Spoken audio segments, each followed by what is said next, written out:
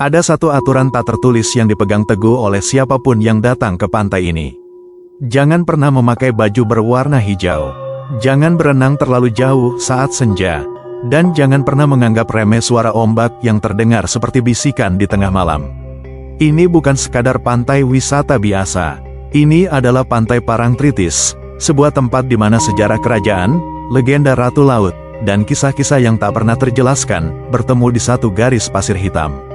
Sebelum kita masuk lebih jauh, saya ingin bertanya, apakah kamu percaya bahwa sebuah pantai bisa menjadi gerbang menuju dunia lain? Karena setelah video ini selesai, kamu mungkin akan mulai mempertimbangkannya. Untuk memahami misteri tempat ini, kita harus mulai dari asal-usul namanya. Konon, nama Parangtritis berasal dari kisah seorang pelarian dari kerajaan Majapahit bernama Dipokusumo.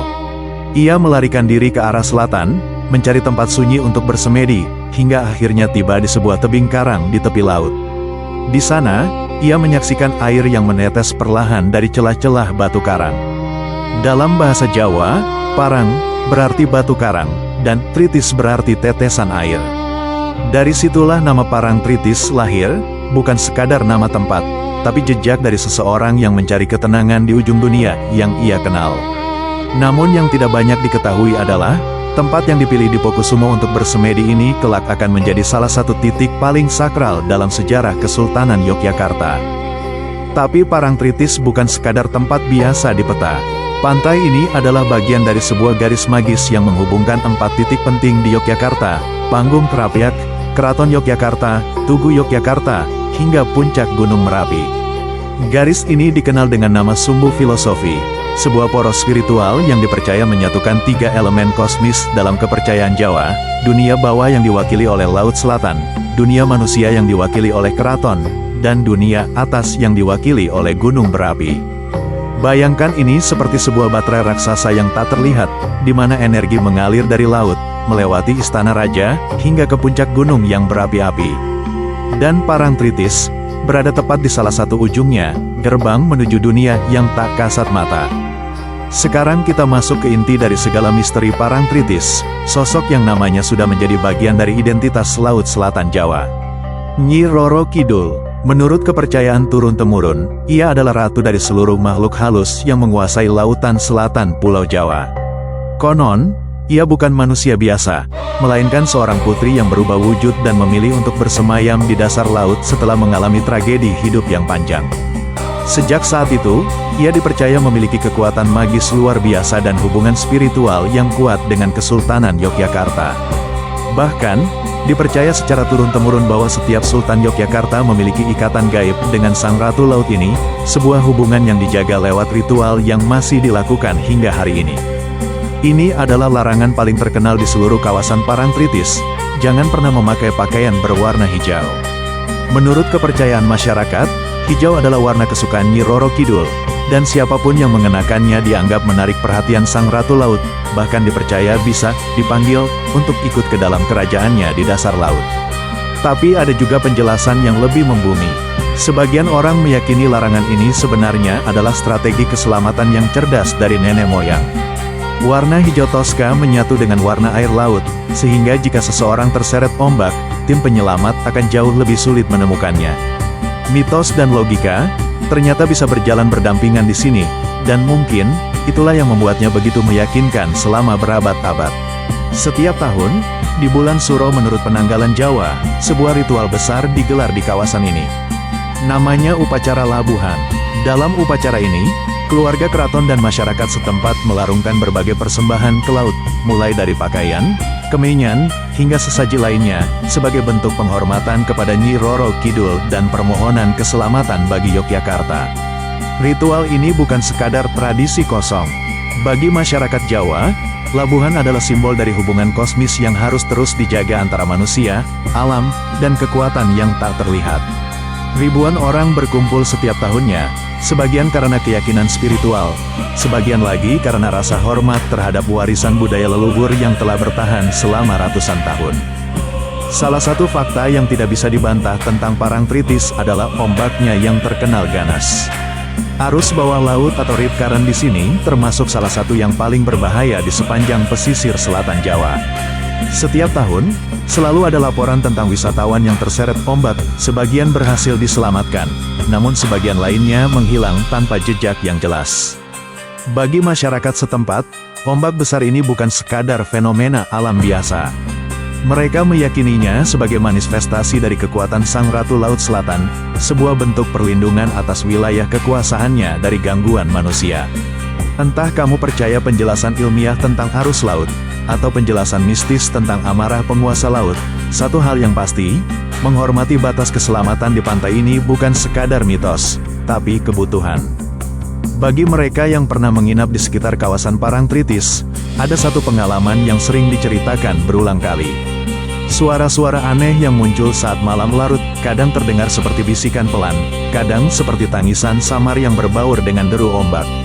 Sebagian pengunjung mengaku terbangun di tengah malam karena suara langkah kaki di luar penginapan mereka, padahal ketika diperiksa, tidak ada siapapun di sana. Fenomena semacam ini terus menjadi bahan perbincangan dari generasi ke generasi, dan sering dikaitkan dengan keberadaan makhluk halus yang dipercaya mendiami kawasan pantai ini.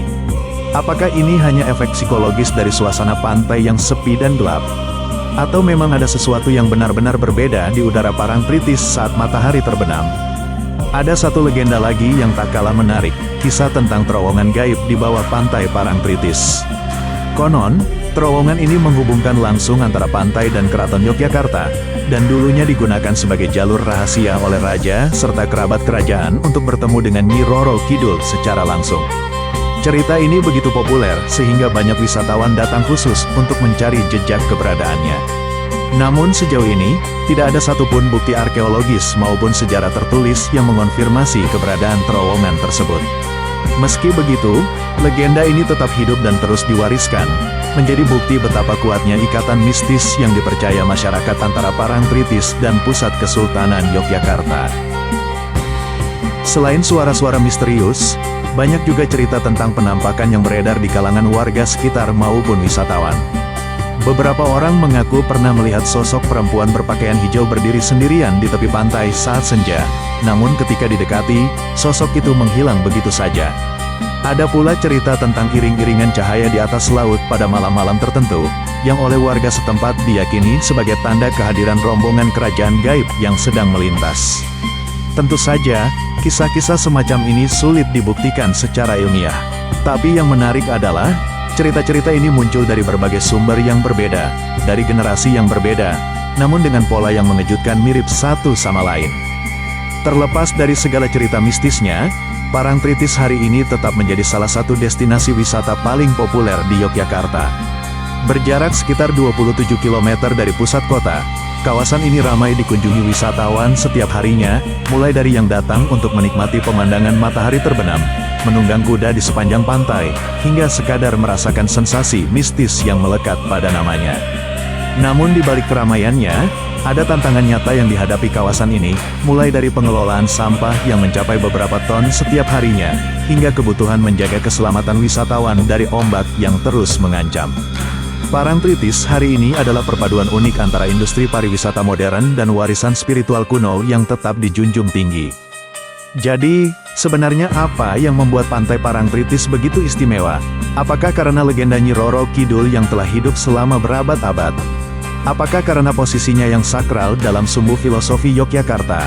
Atau karena kesaksian-kesaksian yang terus bermunculan dari generasi ke generasi, yang sulit dijelaskan secara logika semata? Mungkin jawabannya bukan salah satu dari itu, tapi ketiganya sekaligus. Parangtritis bukan sekadar pantai, ia adalah persimpangan antara sejarah, budaya, kepercayaan, dan alam yang tak selalu bisa dijelaskan oleh sains. Dan mungkin, justru disitulah letak daya tariknya yang sesungguhnya, sebuah tempat yang mengajak kita untuk menghormati sesuatu yang lebih besar dari yang bisa kita pahami. Itulah perjalanan kita menyusuri sejarah, legenda, dan misteri yang menyelimuti pantai Parangtritis. Sebuah tempat yang mengajarkan kita bahwa keindahan alam dan cerita mistis bisa berjalan berdampingan, membentuk identitas budaya yang begitu kaya. Jika kamu pernah berkunjung ke Parangtritis dan mengalami sesuatu yang tidak bisa dijelaskan, tuliskan pengalamanmu di kolom komentar, saya ingin mendengar ceritamu. Jangan lupa like video ini, Subscribe untuk perjalanan misteri Nusantara berikutnya, dan nyalakan lonceng notifikasi agar tidak ketinggalan cerita-cerita mistis lainnya dari seluruh penjuru Indonesia. Sampai jumpa di video berikutnya, dan ingat, jangan pernah pakai baju hijau kalau kamu ke sana.